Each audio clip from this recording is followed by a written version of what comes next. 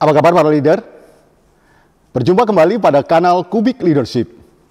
Semoga Anda selalu sehat, bahagia, dan tentunya semakin sukses mulia.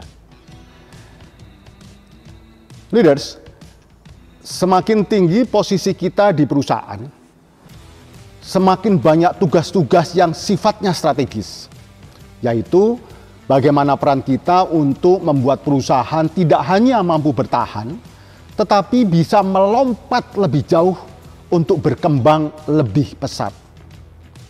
Namun, ternyata tidak semua pemimpin sadar dan berani untuk mengambil peran sebagai strategic leader.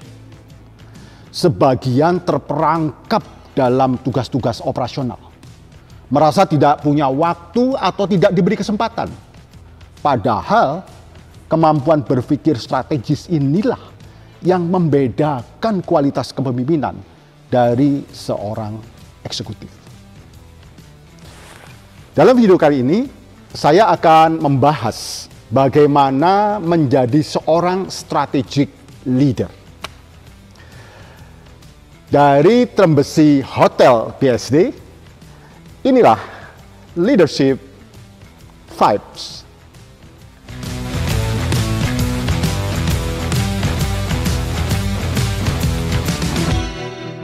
Leaders, apa yang Anda bayangkan tentang Elon Musk?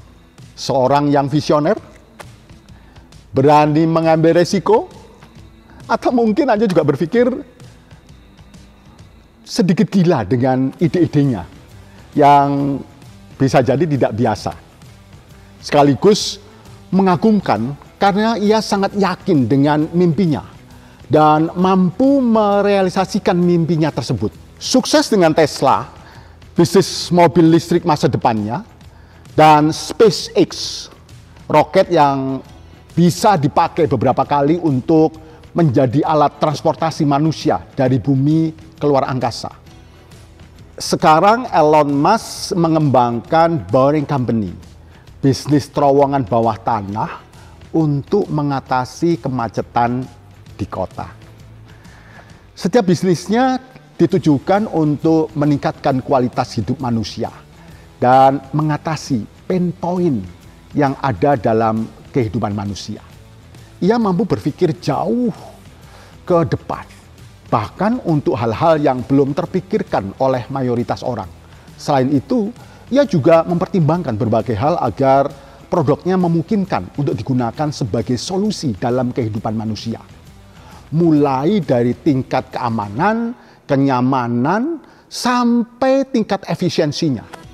Efisiensi ini tentunya tidak hanya dilihat dari segi biaya, tetapi juga berupa efisiensi waktu dan energi. Itulah salah satu contoh seorang strategic leader, yaitu orang-orang yang fokus ke masa depan dan mampu menemukan cara untuk mencapai tujuan masa depannya itu, disertai langkah antisipasinya terhadap berbagai kemungkinan. Maka dibutuhkan juga kemampuan untuk melihat situasi secara utuh dan mendalam, sehingga memiliki pertimbangan yang luas dari berbagai aspek yang terkait. Leaders, seorang pemimpin perlu memiliki kemampuan berpikir strategis untuk mencapai tujuan perusahaan, menyelamatkan perusahaan di masa sulitnya, dan tentunya membawa perusahaan ini menjadi lebih maju.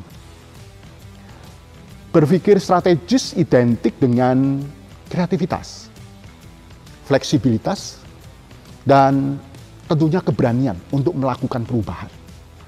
Orang yang selalu berpikir dengan cara yang sama dan tidak mampu mencari alternatif cara lain untuk memberikan hasil yang lebih baik, inilah yang disebut sebagai cara yang tidak strategis. Leaders, dalam berpikir strategis ada 3 proses yang dapat kita lakukan. Yang pertama adalah ideasi. Ideasi adalah proses brainstorming ide, meneliti ide-ide yang memiliki dampak potensial terbesar pada bisnis. Ide bisa berupa solusi untuk masalah yang kita temukan atau peluang pengembangan yang kita bisa lihat potensial. Untuk mendapatkan ide terbaik, kita membutuhkan referensi dan data-data yang relevan. Kedua, perencanaan strategis. Menyusun strategi dengan mempertimbangkan faktor-faktor baik eksternal maupun internal yang dapat mempengaruhi keberhasilan ide. Disinilah kita mulai mempertimbangkan apa manfaat ide ini untuk karyawan dan perusahaan, dan apakah mungkin untuk direalisasikan, dan adakah faktor-faktor penghambat yang kemudian perlu ditanggulangi. Yang ketiga, perencanaan operasional. Strategi ditransformasikan menjadi rencana aksi yang dapat diimplementasikan. Saatnya kita menuangkan ide tersebut secara lebih detail dalam sebuah perencanaan. Apa yang akan dilakukan, siapa yang akan melakukan, termasuk timeline dan biaya pelaksanaannya, dan lain-lain sebagainya lah ya. Dan prosesnya tampak sederhana, tetapi berpikir strategis membutuhkan keterampilan yang diasah lewat keberanian, mencoba, dan pengalaman. Inilah 5 cara yang bisa kita lakukan untuk meningkatkan keterampilan berpikir strategis. Yang pertama, prioritize task. Tentukan dari serangkaian tugas Anda dalam satu hari, satu tugas yang dapat Anda lakukan hari ini yang akan menghasilkan dampak paling besar jika dilaksanakan. Yang kedua, be aware of bias. Kendalikan, periksa pikiran Anda secara kritis dengan cara menanyainya. Apakah ini sudah cara terbaik yang bisa saya lakukan? Adakah cara lain yang lebih baik? Apa manfaatnya jika saya melakukan ini? Dan mengapa saya perlu melaksanakan tugas ini? Lalu yang ketiga, improve listening skills. Pertahankan, tetaplah berpikir terbuka. Terima umpan balik dan evaluasi semua yang Anda dengar.